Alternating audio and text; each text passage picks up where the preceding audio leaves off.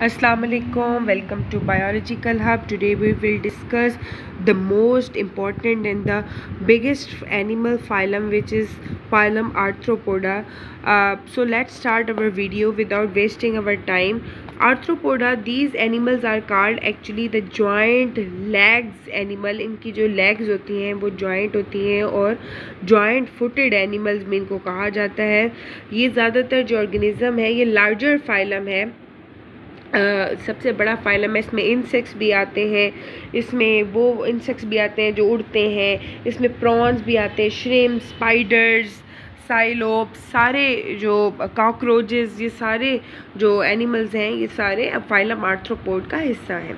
They are free living and some are parasite in nature, some are worms and some are insects. कुछ इसमें से worms हैं, कुछ insects हैं। इनका जो स्केलेटन होता है वो एक्सोस्केलेटन होता है which is made up of chitin, और इसमें बायलेटरल सिमेट्री होती है। इसमें इनके जो रीजन है बॉडी का वो दो पार्ट्स में डिवाइड होता है। दरमियान वाली सिमेट्री है बायलेटरल सिमेट्री है।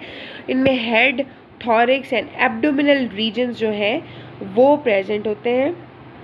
उसके अलावा फ्लेक्सिबल होते हैं ये जो ऑर्गेनिज्म होते हैं, और आर्टिकुलेशन ये कर सकते हैं। इनका जो सिलोमिक कैविटी है वो एब्सेंट होती है। दे आर एसिलोमेट्स, लेकिन इनमें प्रॉपर जो है एसिलोमेट्स नहीं होते। इनमें जो इनकी कैविटी रिड्यूस होके हेमोसील या होमोसील में कन्वर्ट हो जाती है। इसका ये मतलब है कि इनकी जो कैविटी है which is connected with the vascular blood system.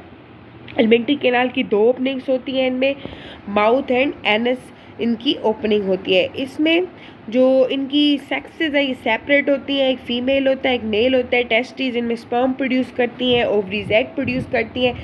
Fertilisation will be internal, और इसमें मेटामॉर्फोसिस का प्रोसेस होता है। मतलब मेटामॉर्फोसिस क्या होता है कि time to time changes, they just convert from the larval stage, juvenile stage and then young ones. ठीक है, तो इसमें जो है डिवाइड होते हैं। जैसे लार्वल स्टेज के अंदर जो अगर हमारे पास बटरफ्लाई है तो उसके कोई विंग्स नहीं होते, कोई पर नहीं होते, लेकिन जैसे ही वो अपनी जो है वो मैच्योर स्टेज में आती है तो उसके पर होते हैं और वो फ्लाई कर सकती है। अच्छा, अब जो इनमें डाइजेशन है वो कंप्लीट डाइजेशन है, इसमें कंप्लीट इनका डाइजेस्टिव सिस्टम है। उसके अलावा इनमें इनका डाइजेस्टिव सिस्टम है वो प्रॉपर्ली अडॉप्ट हुआ हुआ है for the different mode of feeding. ये डिफरेंट तरह से फीड कर सकते हैं। इनमें रिस्पायरेशन के लिए जैसे ह्यूमन में प्रॉपर जो है एक एयर ट्यूब प्रेजेंट है विच इज़ कॉल्ड ट्रैकिया। इनमें ट्रैकिया प्रेजेंट है फॉर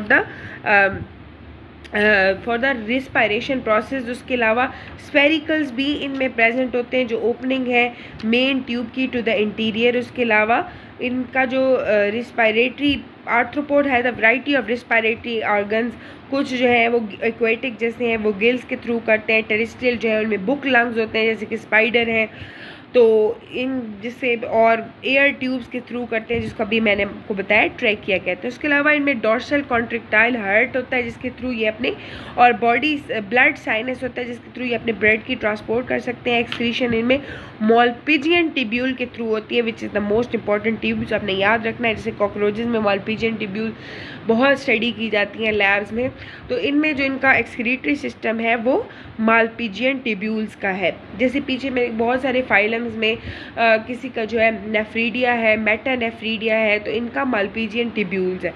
उसके अलावा इनमें जो वेस्ट प्रोडक्ट है वो नाइट्रोजिनस वेस्ट ये रिलीज़ करते हैं in the form of solid uric acid की फॉर्म में ये अपनी बॉडी से रिलीज़ करते हैं। नर्वस सिस्टम जो इनका है वो उसमें ब्रेन भी प्रेजेंट है, प्रॉपर नर्व कॉर्ड भी प्रेजेंट है, गैंग्लियन भी प्रेजेंट है, क्योंकि इस सेगमेंट्स इनके हर सेगमेंट के अंदर गैंग्लियन प्रेजेंट है जहाँ से नर्व जो है वो अराइज होती हैं। ठीक है, नेक्स्ट इज इम्पोर्टेंस क्या है इन एनिमल्स की, क्या इम्पोर्टेंस है। बहुत सारे इन एनिमल्स को जो है ईट किया जाता है, इनको फॉर फीडिंग प्रोसेस यूज़ किया जाता है। जैसे कि लॉबस्टर्स हैं, क्रे फिशेस हैं, प्रॉन्स हैं, इनको ईट किया जाता है। ठीक है, इस तरह क्रस्टेशियंस जो है वो इंटरमीडिएट होस्ट है फॉर द ह्यूमन पैरासाइट। ठीक है, जैसे कि साइलोप्स है वो उसका जो लार्वा है वो जो है एक वो हमें वर्म से बचाता है ह्यूमंस को।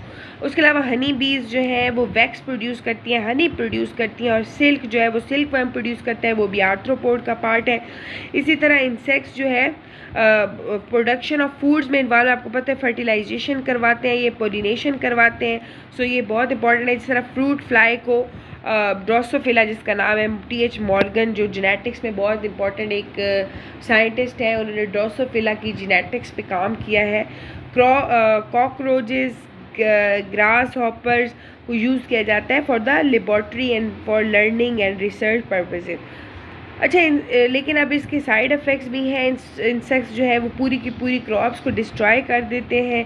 उसके अलावा ये ह्यूमंस में बहुत सारी बीमारियों की काज है, स्प्रेड करते हैं बहुत सारी बीमारियां। बीज और जो वेस्प है उनके और जो मॉस्किटोज़ हैं, लाइस हैं, उनके वो बाइट करते हैं ह्यूमंस को, एनिमल्स को। ब्लड सक्कर्स हैं ये। स्कॉर्पियंस जो है वो भी जो है वो उनका जो स्टिंग होता है वो बहुत पॉइजनस होता है, और कुछ जो है स्पाइडर वो भी बहुत पॉइजनस होते हैं, जो जहर वो पॉइजन काज करते हैं with in the human body.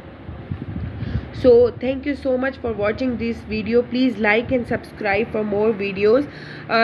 This topic is very important for FSC point of view and for PPSC preparation for biological exam. Thank you so much.